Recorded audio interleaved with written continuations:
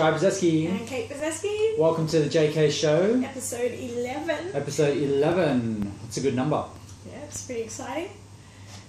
Today, we're going to talk to you about fat loss. All about fat loss. Yeah, it's pretty much what we're dealing with on a day-to-day basis. Yeah, especially this week, we've just brought in a new batch of clients and members who are looking to lose lots and lots of weight in our 6-week body transformation program. And as always, it's educate, educate, educate. So we thought we would do this one today to sort of help those guys along and everyone else. So we're talking about fat loss. That's it. I mean, who could not do with a little bit of fat loss, right? I mean, we all have a little bit of excess, maybe around your waistline or the butte. So, do you know that fat is like depending on where it is in your body, it depends on how dangerous it is. And so, for women that hate their fat thighs or fat ass or anything like that, it's actually it's a much better place to carry your weight than it is on the belly. So when it's on the belly, it's more near your vital organs and ends up being a more dangerous weight. So ideally, you want to hold a nice healthy weight range or fat range, but if you're lower body heavy versus stomach heavy, yeah, you're slightly winning. That's right. So if you've got a fat belly, then it's very likely that you have fat around your organs as well, internal fat, yeah, which is very dangerous. More common for men, but just depending on your body shape is where you'll store it as well. So let's kick off today's episode with false assumptions. There's a lot of false assumptions around fat loss, which isn't surprising if you look at the epidemic that we're experiencing, not only in Australia but across the whole globe, with obesity on the rise since probably, I guess, the 80s, if not even earlier. It's just getting worse and worse and worse. And some people have these false assumptions that it's due to a lack of exercise and a lack of movement. To some degree, yes, we have become more sedentary in our day-to-day lifestyles, particularly with our careers and our work. I guess in the just technology and stuff as well. Exactly. We're sitting behind computers now, whereas maybe in the 60s and the 50s, people were out like physically washing their clothes. People were, I think they said maybe now compared to 30 years ago, we would burn 500 calories less per day in our general day-to-day chores. So like stuff that you need to do to just get done every day, because we've got phones. You don't even need to use your finger to dial the numbers anymore. Like yeah. there's so many changes that have happened for the better, but also to the detriment of our health.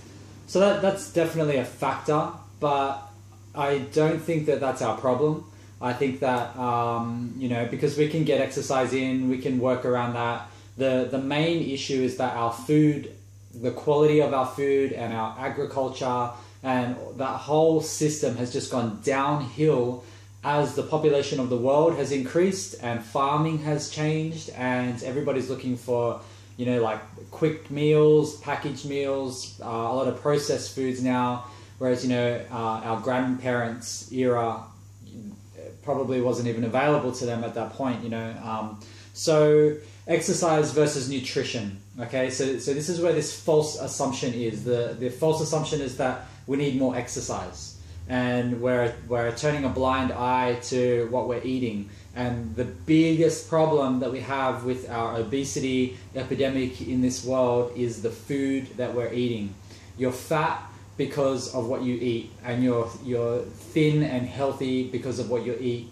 You're sick because of what you eat. Not because of the weather, not because of the season, not because everyone at work has the flu. You don't catch a cold, you eat a cold. Yeah. Okay. If your immune system is low, you're gonna get what's going around as such. But look, my immune system's strong. If you're sick, I can come and give you a big hug. I'm not going to get sick from you. I'm not going to contract, the virus that you have, because my immune system can fight it.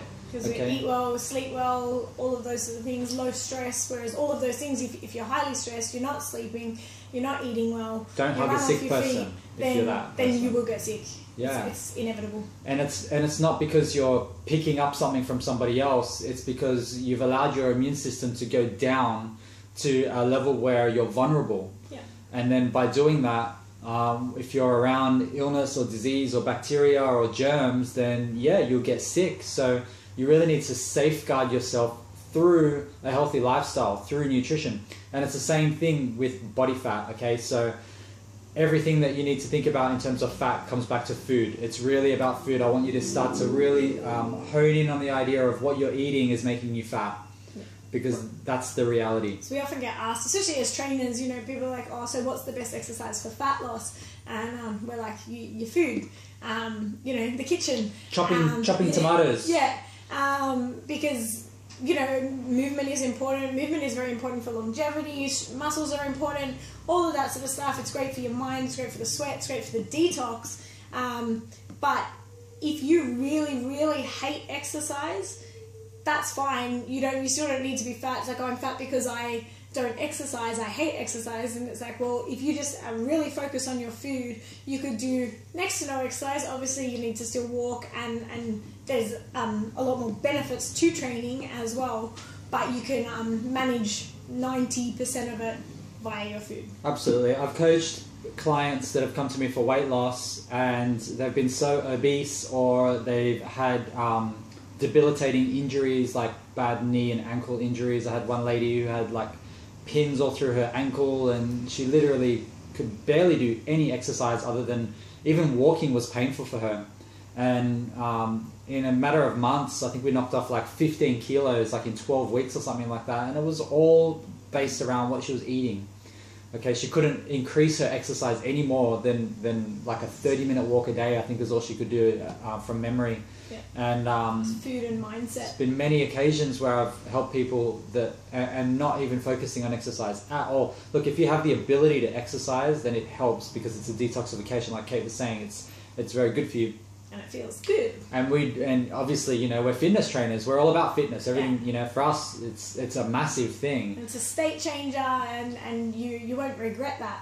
But we're talking about fat loss. And you want results. You want results fast. You're going to get results a lot faster in the kitchen than you are from coming and just slogging out training all day, every day. We get clients that come in and they train their ass off and they train hard and they're fit, but they're not prepared or haven't connected the dots to change their food, and they want to lose weight, but they don't. Yeah. And then we have the other side of the clients who also come and do the equal amount of effort, if not even less effort, in terms of their training and frequency of training, but they really focus in and appreciate that nutrition is key, and they get the results. Yeah. So you can be fit and fat, like you can be overweight. There's no, you know, you Heaps can of see fit fat people running a half marathon, a marathon or whatever, 20, 30, 40 kilos like over their natural body size, like where they should be, because they've constantly worked at the fitness.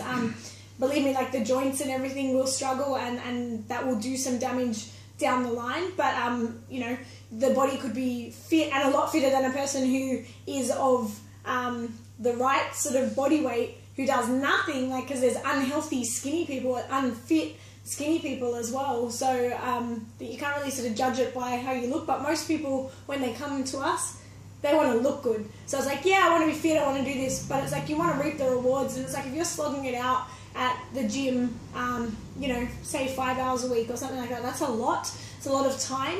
And to not change other than to just get fitter, then you're not getting the actual result that you set out to get. So I remember years ago I wanted to start swimming, just doing laps and build my my cardio fitness through swimming.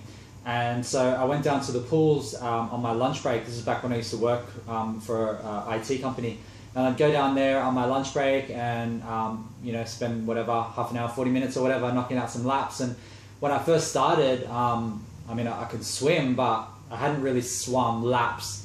And I remember the very first time I went to the pool, there was this guy that was there, and he must have been, I guess he was in his 50s, and he had the biggest belly ever. Like his belly was just like, it was out to here, right? and I saw him get in the pool, and I was watching him go up and down, and I was like, okay, like, you know, he's doing pretty good. And then I thought to myself, like, he made it look pretty easy, so this is going to be a breeze. And I jumped in, and like, this guy must have done like 30 laps of an Olympic pool.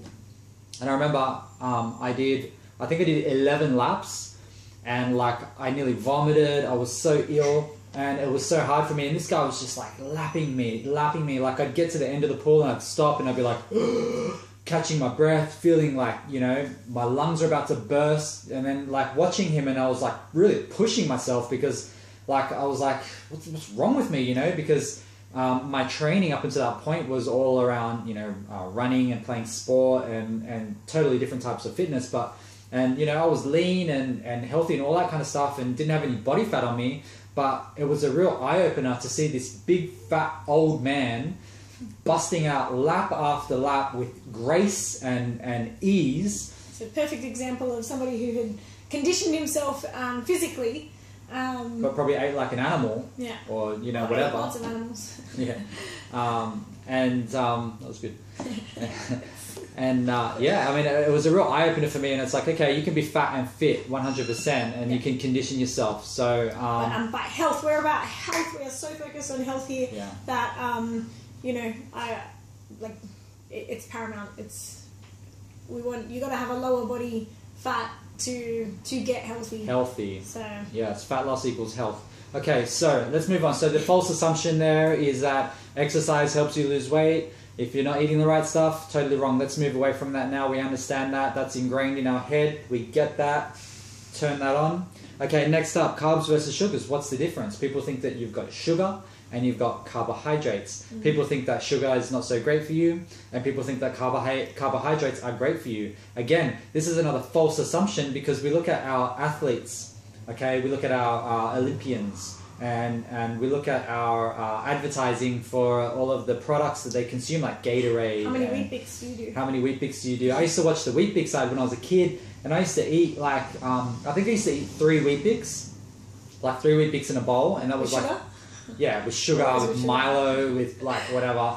And you know, this is like when I was in high school, and to me that was like, you know, it was quite filling for breakfast, and that's what I ate for a long time. And then those Weet-Bix ads came out, and I think it was like the rugby union guys and the cricketers and all that, and you got like 10 and 11. This guy's like, I'm doing 11 Weet-Bix, and now I look back and I'm like, they're just trying to sell Weet-Bix, but I used to think, man, how the hell are these guys having 11, 12 Weet-Bix? Like, what the hell? I need to have that many because I need to be like as good as them. Exactly. So I upped it to 4 and up it to 6, and I found like, I was like, oh my god, I wanted to vomit after every breakfast meal, and I couldn't function.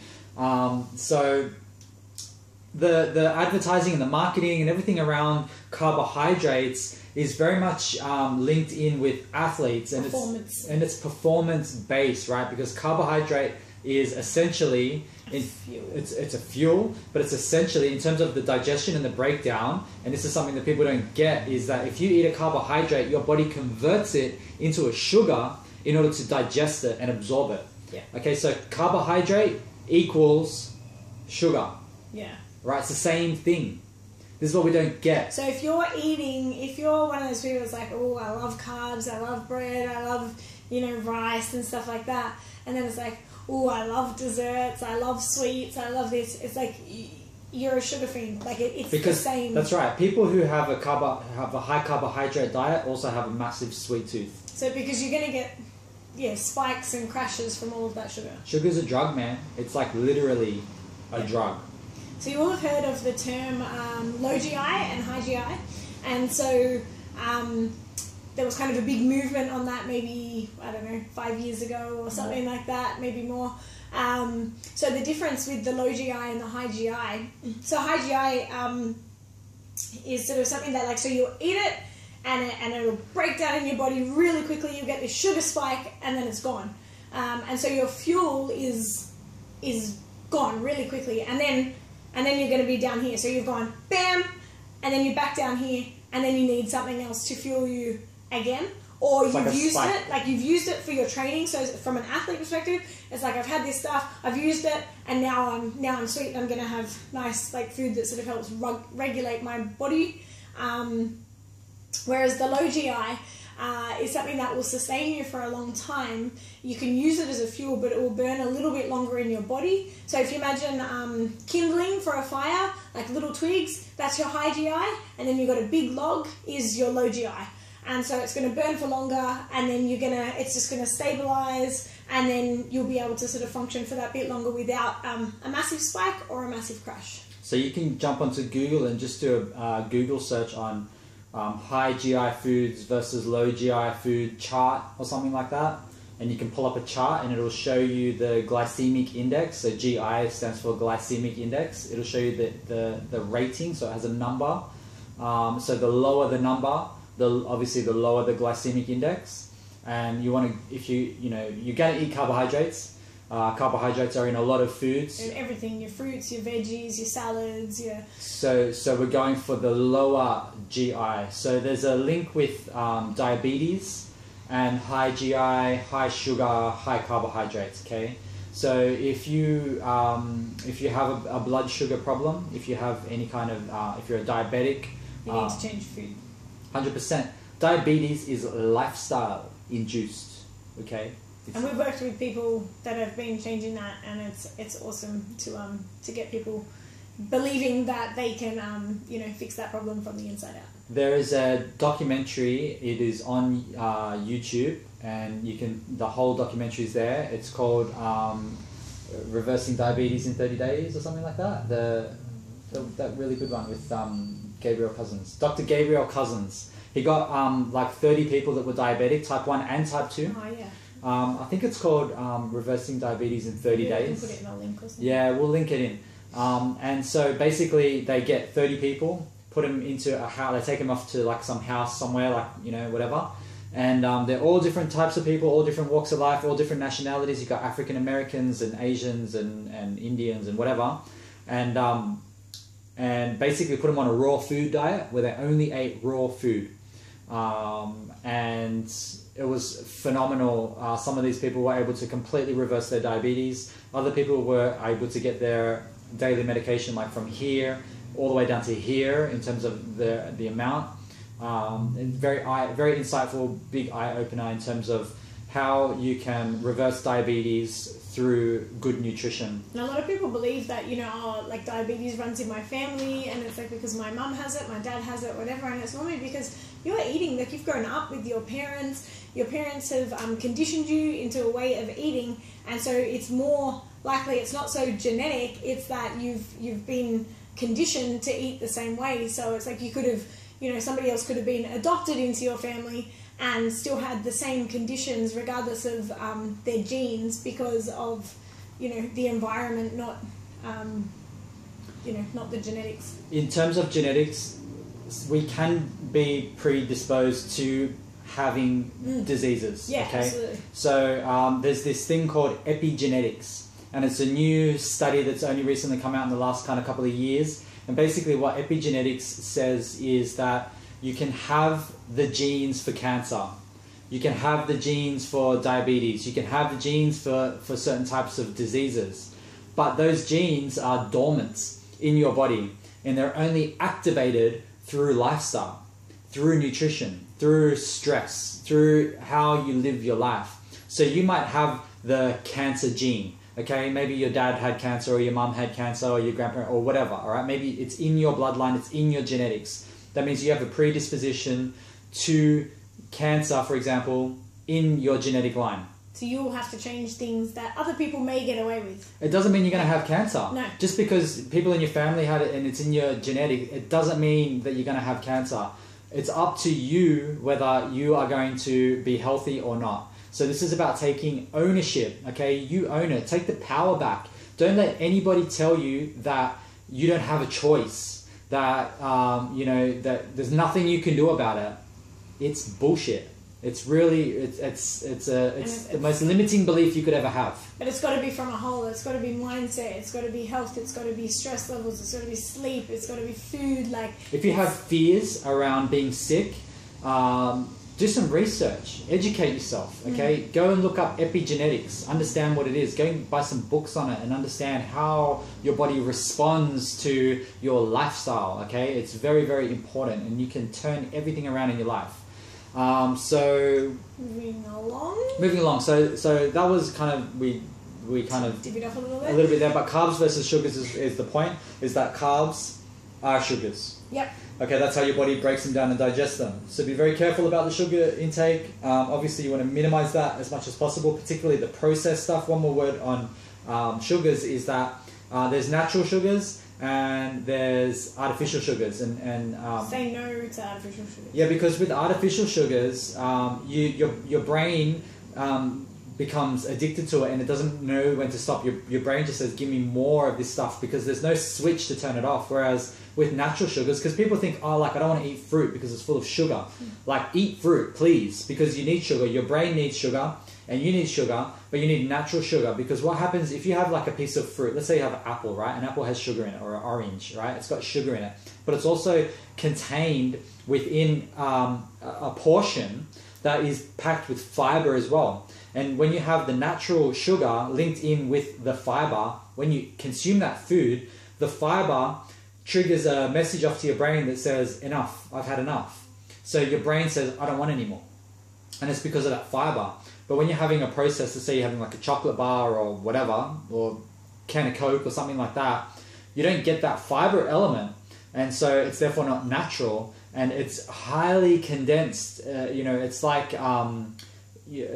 condensed milk sort of thing. It's highly condensed. So it's a large amount of sugar condensed into a very thick consistency. And super toxic. And super toxic, of course. And what that does is you're getting such a high dose that your brain just doesn't understand what's happening, and it becomes an addiction. It is a drug. That's no joke. It's a drug. So be very careful about eliminating the artificial processed sugars. Yeah. And bringing in the natural sugars that are combined with the fiber. A lot of the processed ones will be sold as like a lower calorie kind of like bar or something like that as well. So be very careful. It's like, oh, but I chose this because this was 50 calories, whereas this one was 200 calories. And the 200 calorie one may have dates or something like that. And the 50 calorie one's got like high fructose corn syrup, something like that. And like I would eat 200 calories over 50 calories any day for natural health. Like, I don't care about the calories so much on that side. Obviously, losing weight, you need to pay some attention. But you are way better off having natural fruit and sugars than some crap made in a lab. Because as well as that 200 calorie date, whatever, is your body's not going to want to continue eating that. But that 50 calorie piece of crap, you're going to have 10 of them. Yeah. So it's going to work out to disadvantage anyway. Okay, so sugars, understand it, get your head around it, cut out the processed shit, all that. Okay, next up, protein and food combining. Okay, so proteins are very interesting because you have to be careful how you consume protein. When you eat, say you have protein in the form of meat, big steak, chicken, something like that, right? Fish, whatever. In order for your body to break that down and extract all of the nutrients out of that food and absorb it and digest it, your body, actually your stomach, it liquefies it. It actually turns, could you imagine a piece of steak being converted into liquid? That is literally what your body does. To all your food. Everything. Mm-hmm. It's important to understand, because if you're having a big fat piece of steak, you're basically eating muscle of an animal. That's what you're eating. It's muscle fibers. Dense. Very dense. It takes a long time to liquefy, as you could imagine. And it's very draining on your energy. So let's say you have steak before in the evening for dinner, or a muscle of some animal. That is going to be, your body's going to be working to digest that all night. It's going to take 6+ hours to digest that, to liquefy it, break it down, absorb, and get it ready for elimination. That's why you feel like you're in a food coma, or like people talk about the meat sweats. It's like as you eat and your body starts to just like overload, working really hard. So that in itself is enough, for you to limit your consumption of meat. Chew it well, break it down. Yeah, but then there's another element which we do when we eat meat, which is it makes the whole situation even worse, and that's where we combine a carbohydrate into the same meal. And as I said, as you now know, that a carbohydrate is a sugar. And the process of breaking down, liquefying a carbohydrate just like we break down proteins, it has to go through a similar process. But in terms of meat and proteins, it's a putrefaction process, okay? So it putrefies the meat. That's what your stomach acids do, they putrefy it. So that putrefaction process actually gets halted if you consume sugar. Because when you consume sugar, it's a different digestive process that requires different enzymes to be released to break down that food. And so when those enzymes are required, if you're putrefying meat, those enzymes aren't released. So those carbohydrates are kind of floating around undigested. And then a message goes into your brain, and that message says, hey, I've got all these sugars or carbs in my body that need to be digested. Let's get to work on that. So then your brain starts to send messages through to your digestive system saying, release the enzymes that I need to break down these sugars. Okay, releasing insulin from your pancreas, for example, things like that. And so then your body starts to go ahead and do that because you've received the message from your brain.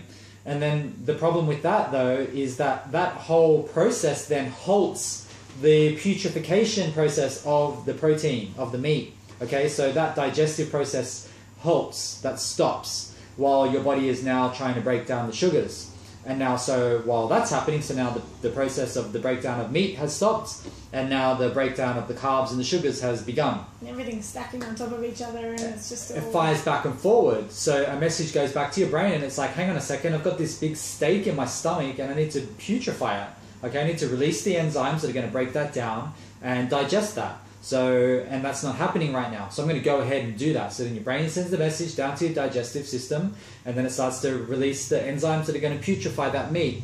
And then, so that goes ahead and starts. And then as soon as that starts again, then the same thing happens again, where it halts the enzyme release and breakdown of the carbohydrate again. So then it's like back and forward. And so your body and the digestive system is having this battle between who takes over the digestive processes as to what gets digested. And then what happens is a meal that might have taken you 4 hours to digest, now it's going to take 9 hours to digest. You wake up in the morning and you're like, man, like I slept for 9 hours, but I feel like I've been awake all night, and that's it because your body's been working so hard. Think about all of the cultural cuisine that it has very poor combination. It's like the worst ever. Okay, so you've got like your burgers, for example, all right? So very common thing. So you've got the potato, which is the carb. You've got the meat, which is the protein. And you've also got the bread, the bun, which is carb. Wash it down with. And then whatever sugar, you know, the condiments, you know, like your tomato ketchup or whatever, it's all full of sugar.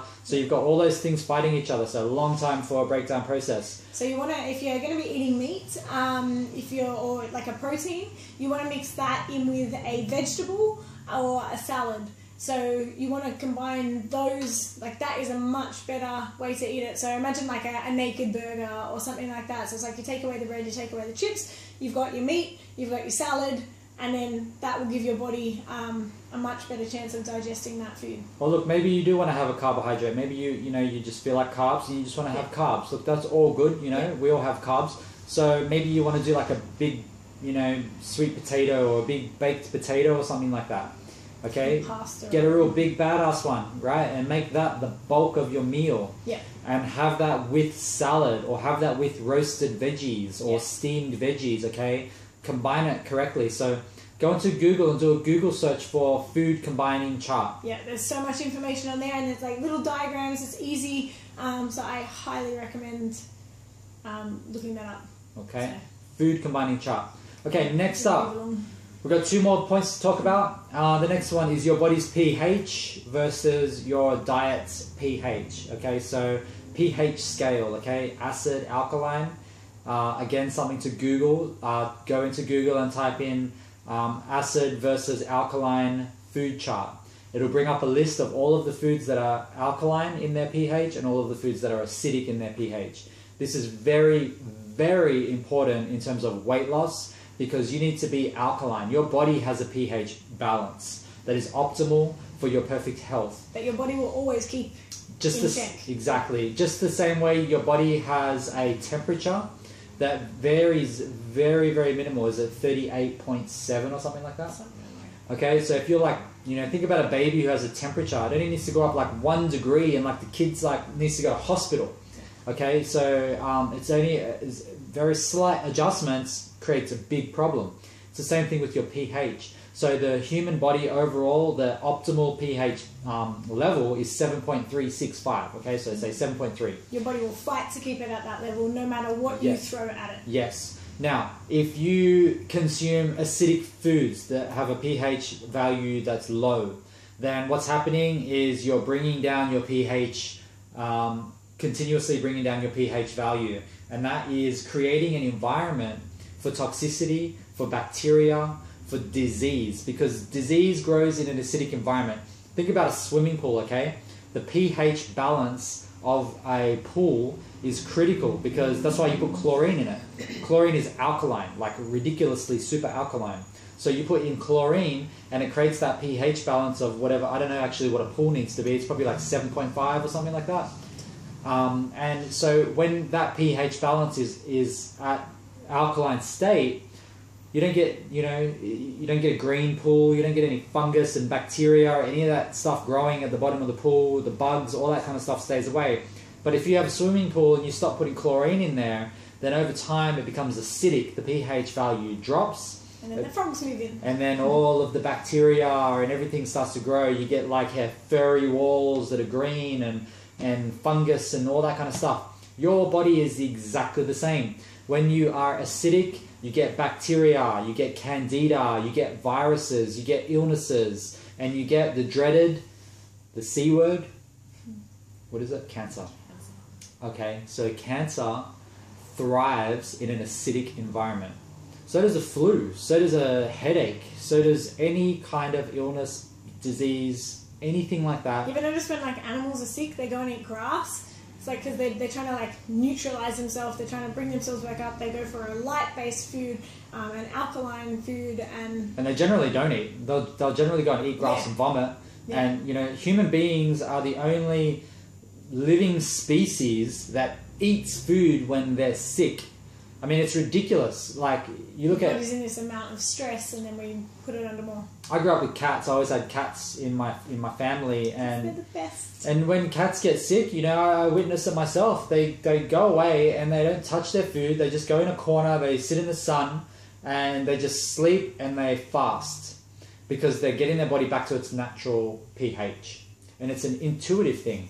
And that's what I wanted to talk to you about next as well, is having that intuition within your own self to know, is this what I need? Is this what's right for me? Because there's so many diets and fads and what's right for me is not right for the next person. Look, we're all different, so our bodies are different, our genetics are different. So you've got to find what's right for you so you can thrive in the best state ever. Yes. So the thing with the whole pH thing is that to keep it very simple, if you are acidic, then that means that you're consuming foods that are acidic and beverages that are acidic. Alcohol is acidic. Coffee is acidic, dairy is acidic, soft drink is acidic, sugar is acidic, carbohydrates like breads and starch is acidic, okay? All that stuff's acidic. You look at things that are alkaline. Anything that's green is the highest alkaline thing that you can have, okay? So you look at like leafy greens like lettuces and spinach and kale. Literally anything that has a green pigment is alkaline. As well as other vegetables as well, like tomatoes and some strange things like you would think, fruit, like lemon. You would think is not. You would think that is an acidic fruit, but it actually comes into the alkaline. So there's a couple of strange ones in there. So definitely recommend looking that up. Yeah, it's worth looking into. Like it can be confusing because you think, oh, but a lemon's acidic. But what happens is the way we read this acidity versus alkalinity is whatever you eat creates a ash. So there's an ash that is created in our body from digestion of foods that are acidic and that are alkaline. So you might have a lemon it's an acidic food, but it creates a digestive ash which is alkaline. So the easiest thing to do is to jump online and just type up alkaline food chart versus acidic food chart and just read through and then just go with that. Okay, You'll be surprised. There's a couple of doozies in there, so check it out. Yeah, absolutely. And the thing with if your body is acidic, then you're holding fluid. Because what happens is your body, like it tries to stay alive. Okay, so if you have any kind of acid that goes into your organs, the vital elements of your body that keep you alive, that's what actually breaks them down and actually creates disease. So your body is intelligent enough to try and maintain the integrity of your pH as best as it can. So if you're constantly consuming toxicity and acidic foods, then what your body does is it creates a buffer and it pushes all of the acidity out of your vital organs and it pushes it out into the outer walls of your body. And so what happens is you need to then hold fluid, okay? So your body starts to retention of water, and the acidity gets stored into your fat cells. It gets pushed into your fat cells and it's actually parked into your fat cells, and it's buffered out there by fluid retention. And the purpose of that is to keep you alive and to keep you healthy. So it's actually a really good thing that happens.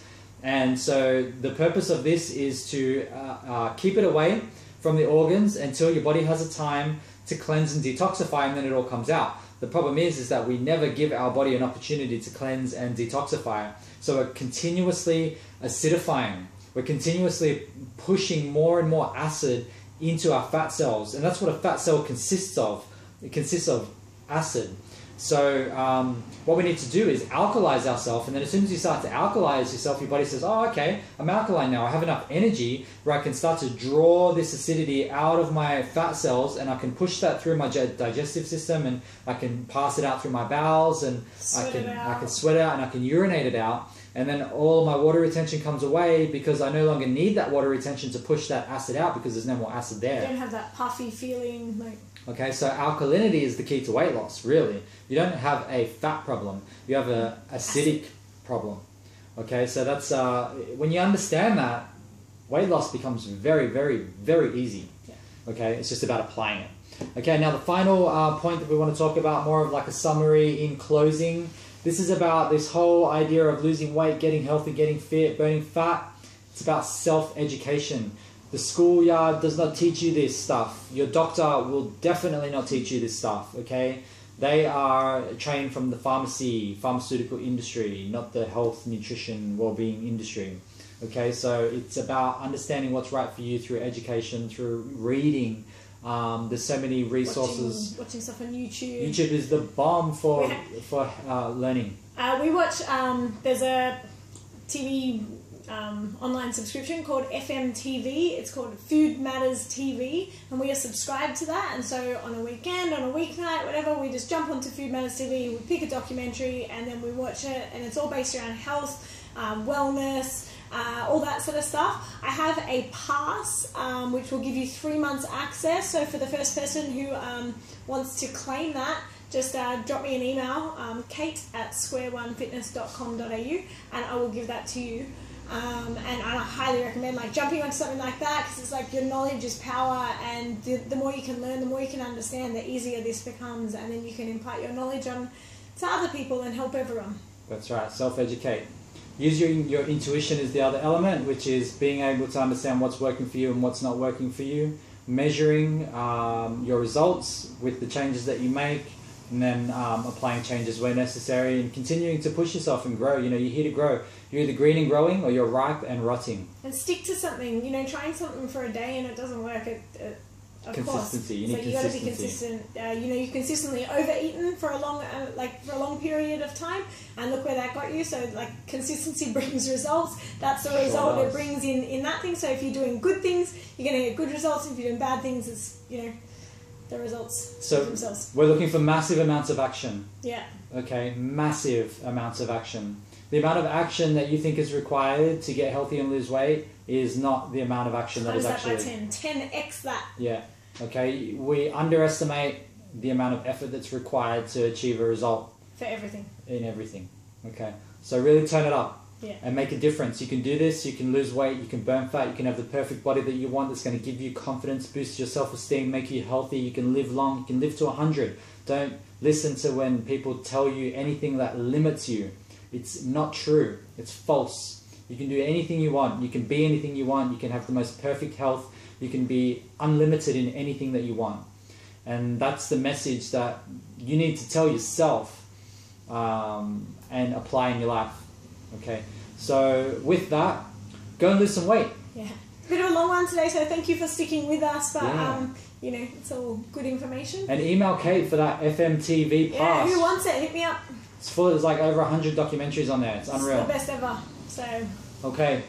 Have the best day ever. enjoy. And we'll see you Episode soon. 11, Squirrel Fitness. Bring it on. JK Show. Bye.